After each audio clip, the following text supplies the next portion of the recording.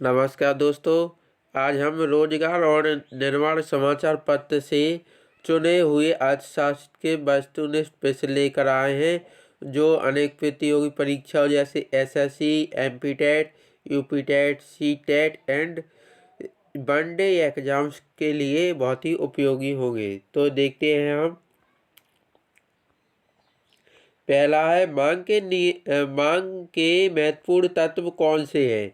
विकल्प है यहाँ पर आवश्यकता या प्रभावी इच्छा। नंबर 2 है निश्चित समय अवधि। नंबर 3 है निश्चित कीमत। नंबर 4 है उपरोक्त सभी। तो इस प्रश्न का सही उत्तर है उपरोक्त सभी। मांग के महत्वपूर्ण तत्व कौन कौन से है। आवश्यकता या ये प्रभावी इच्छा, निश्चित समय अवधि और निश्चित कीमत, ये तीनों है और इसके अलावा भी कुछ तत्व होते हैं। अब हम अगला प्रश्न देखते हैं। अगला प्रश्न क्या है। अगला प्रश्न है मांग के नियम की प्रमुख मान्यता कौन सी है। कौन सी मांग के नियम की मान्यता कौन सी है। नंबर 1 विकल्प है। नंबर 1 उपभोक्ता की आय स्थिर रहती है। नंबर 2 अन्य संबंधित वस्तुओं की कीमतें स्थिर रहती है। नंबर 3 समय व परिस्थिति समान रहती है। नंबर 4 उपरोक्त सभी। तो इस प्रश्न का सही उत्तर है उपरोक्त सभी। अब हम अगला प्रश्न देखते हैं। अगला प्रश्न क्या है। अगला प्रश्न है निम्न में से कौन सा उदाहरण संयुक्त मांग का है। यहाँ पर विकल्प है। पहला विकल्प है पेन व स्याही। दूसरा विकल्प है स्कूटर व मोटरसाइकिल। तीसरा विकल्प है घी एवं मक्खन। चौथा विकल्प है पत्रिका एवं अखबार। तो इस प्रश्न का सही उत्तर होगा पेन व स्याही। संयुक्त मांग किस में होती है इनमें से। तो पेन व स्याही में होती है, क्योंकि अंदर पेन के अंदर स्याही होती है। यदि पेन में स्याही नहीं होगी तो पेन का कोई मूल्य नहीं होगा। मतलब कोई अकेला पेन यूज नहीं करेगा, उसका कोई पेन की कोई उपयोगिता नहीं होगी स्याही के बिना। यह ऐसे समझे कि संयुक्त मांग में पूरक वस्तुओं से संबंधित होती है संयुक्त मांग। और ये घी और मक्खन और पत्रिका एवं अखबार, स्कूटर और मोटरसाइकिल ये प्रतिस्थापन वस्तुएं हैं या प्रतिस्थापन मांग की उदाहरण है। और पेन व स्याही किस मांग का उदाहरण है। तो संयुक्त मांग का उदाहरण है। अब हम अगला प्रश्न देखते हैं। अगला प्रश्न क्या है।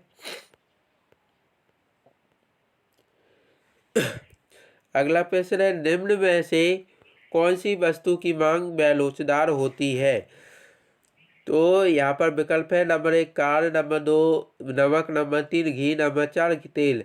तो इस प्रश्न का सही उत्तर है नमक। किस वस्तु की मांग बेलोच होती है। तो यहाँ पर नमक। तो बेलोचदार वस्तुएं किसे कहते हैं ये समझ लीजिए पहले। तो बेलोचदार वस्तुएं जीवन के लिए अनिवार्य होती है। बेलोचदार वस्तुएं किसे कहते हैं। जीवन के लिए अनिवार्य होती है। बेलोचदार वस्तुएं किसे कहते हैं जो जीवन के लिए मानव जीवन के लिए अनिवार्य होती है और कीमत में होने वाले परिवर्तनों से इनकी मांग पर कोई प्रभाव नहीं पड़ता है। यानी जो अनिवार्य नमक एक अनिवार्य वस्तु है मानव जीवन के लिए। अगर इसकी कीमत बढ़ भी जाए तो उसकी मात्रा उतनी ही लेनी पड़ेगी। खाने के रूप में उतनी ही लेनी पड़ेगी। जो जो अनिवार्य वस्तु होती है जैसे खाना अर्थात भोजन और नमक और कपड़े, तो इसकी इन वस्तुओं की मांग कैसी होती है बेलोचदार। और जैसे माचिस की भी मांग बेलोचदार होती है, क्योंकि माचिस अनिवार्य है मानव जीवन के लिए। और ये 3 वस्तुएं कार घी तेल ये इतनी आवश्यक नहीं है मानव जीवन के लिए। लेकिन माचिस और नमक ये इनकी यह बहुत आवश्यक है और इनकी मांग कैसी होती है बेलोचदार। अब हम अगला प्रश्न देखते हैं।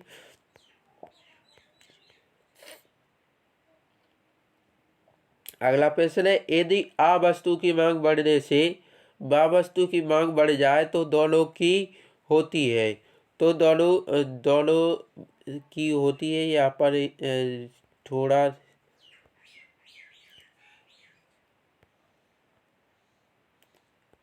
अब यहाँ पर सही प्रश्न है, यदि आ वस्तु की मांग बढ़ने से बा वस्तु की मांग बढ़ जाए तो दोनों वस्तुएं एक दूसरे की होती है, ऐसा प्रश्न था। तो यहाँ पर विकल्प है, नंबर 1 पूरक वस्तु है, नंबर 2 प्रतिस्थापन, नंबर 3 निकृष्ट, नंबर 4 उत्कृष्ट। तो इस प्रश्न का उत्तर होगा, कि इस प्रश्न का उत्तर होगा पूरक वस्तु है। जैसे दो वस्तु है, आ वस्तु है और बा वस्तु है। आ वस्तु की मांग बढ़ रही तो बा वस्तु की मांग भी बढ़ जाए तो दोनों वस्तुएं होती है पूरक। जैसे पूरक वस्तु का एक और उदाहरण ले हम, कौन सा? कार तथा पेट्रोल। कार तथा पेट्रोल। तो यहाँ पर कार जो होती है वह पेट्रोल से चलती है, पेट्रोल अथवा डीजल से चलती है। डीजल से भी चलती है कुछ कारें और कुछ पेट्रोल से भी। तो यदि कार वस्तु की मांग बढ़ती है तो कार चलाने के लिए पेट्रोल या डीजल की भी आवश्यकता होती है। तो यदि बाजार में कार की मांग बढ़ेगी तो पेट्रोल और डीजल की भी मांग बढ़ेगी। और एक और उदाहरण होता है पूरक वस्तुओं का, और भी यह उदाहरण, जैसे चाय बनाना है हमको, चाय, तो चाय में शक्कर की आवश्यकता होती है। चाय और शक्कर क्या है? पूरक वस्तुएं है। यदि चाय में शक्कर नहीं डालोगी तो शक्कर से चाय कैसे बनेगी?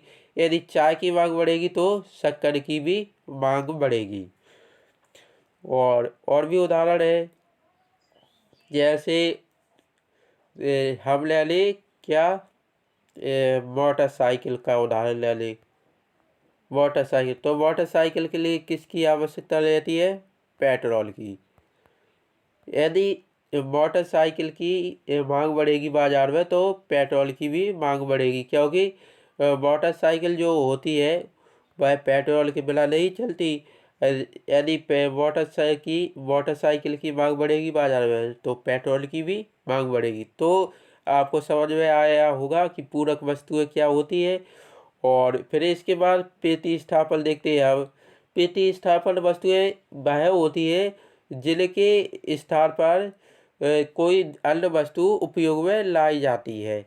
जैसे एक पूरक वस्तु का उदाहरण लेते हैं, चाय और कॉफ़ी का। तो चाय की प्रतिस्थापन वस्तु है कॉफ़ी। जैसे चाय के बदले में हम कॉफ़ी पी ले तो वही उपयोगिता हमें प्राप्त होगी। तो प्रतिस्थापन वस्तु ये क्या होती है? एक वस्तु के बदले कोई दूसरी वस्तु उपयोग में ले ली जाए। जैसे हम मेज के बदले में कोई स्टूल ले ले तो भी यह प्रतिस्थापन वस्तु कही जाएगी। अब हम देखते हैं निकृष्ट वस्तुएं। निकृष्ट वस्तुएं या न घटिया किस्म की भी वस्तुएं बोली जाती है, घटिया वस्तुएं। तो यह वस्तुएं होती है कम मूल्य पर उपलब्ध होती है। जैसे है गेहूँ, बाजरा,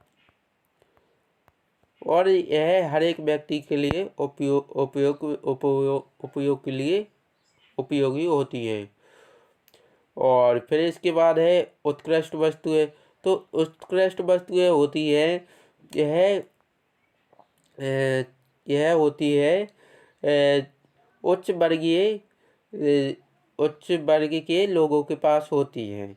जैसे उत्कृष्ट वस्तुओं के उदाहरण ले, सोना, चांदी आदि वस्तुएं जो अधिक मूल्य की होती है और तो उन्हें उत्कृष्ट वस्तुएं कहते हैं। अब हम अगला प्रश्न देखते हैं। अगला प्रश्न क्या है? अगला प्रश्न है मांग की लोच की धारणा का प्रतिपादन किसने किया था? यहाँ पर विकल्प है number 1 Marshall, number 2 Adam Smith, number 3 Pigou, number 4 keys. तो इस प्रश्न का सही उत्तर है मार्शल ने। जो अल्फ्रेड मार्शल थे तो उन्होंने मांग की लोच की धारणा का प्रतिपादन किया था। अब हम अगला प्रश्न देखते हैं। मांग की आड़ी लोच का विचार किसके द्वारा प्रतिपादित किया गया था? मांग की आड़ी लोच का प्रतिपादन किसके द्वारा प्रतिपादित किया गया था? यहाँ पर विकल्प है number 1 Moore, number 2 Smith, number 3 Marshall, number 4 keys. तो इस प्रश्न का सही उत्तर है प्रोफेसर मूर। प्रोफेसर मूर ने मांग की आड़ी लोच का विचार दिया था। अब हम अगला प्रश्न देखते हैं। अगला प्रश्न क्या है?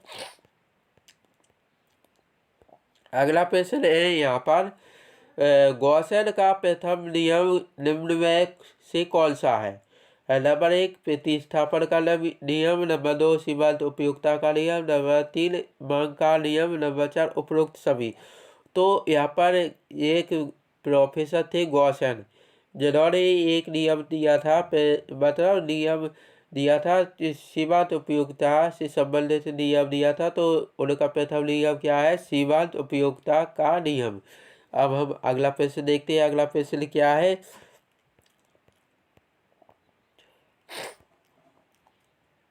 अगला प्रश्न है सर्वप्रथम तटस्थ वक्र का प्रयोग उपभोक्ता की बचत को मापने के लिए किया था? यहाँ पर विकल्प है number 1 Gossen, number 2 Hicks, number 3 Robinson, number 4 martial.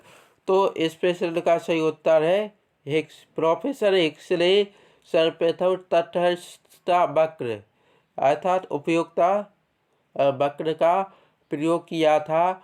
और इसके अनुयायी भी है। इसके साथ ही कौन कौन है? एलन और पेरेटो। तो इन्होंने भी तटस्थ वक्र का प्रयोग किया था, जिन्हें उपयोगिता वक्र भी कहते हैं।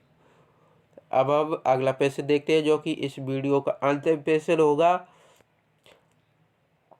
अगला प्रश्न है किस अर्थशास्त्री ने उपभोक्ता की बचत को क्रेता की बचत का नाम दिया है? यहाँ पर विकल्प है number 1 Chamberlain, number 2 Marshall, number 3 Hicks, number 4 Boulding. तो इस प्रश्न का सही उत्तर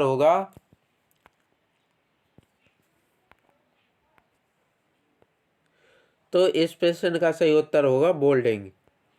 किस अर्थशास्त्री ने उपभोक्ता की बचत को क्रेता की बचत कहा है? तो यह कहा है बोल्डिंग ने। प्रोफेसर बोल्डिंग ने कहा है उपभोक्ता की बचत को क्रेता की बचत कहा है। तो दोस्तों यह अर्थशास्त्र से संबंधित वस्तुनिष्ठ प्रश्न थे। अगर आपको यह प्रश्न अच्छे लगे हो तो अपने दोस्तों के साथ शेयर करें, और इसी तरह की वीडियो पाने के लिए हमारे इस YouTube चैनल को सब्सक्राइब कर लें, साथ में बेल आइकन को भी दबा दें, जिससे हम इसी तरह का कोई वीडियो YouTube पर अपलोड करते हैं तो उसकी सूचना आपको सबसे पहले मिल सके। वीडियो देखने के लिए बहुत बहुत धन्यवाद।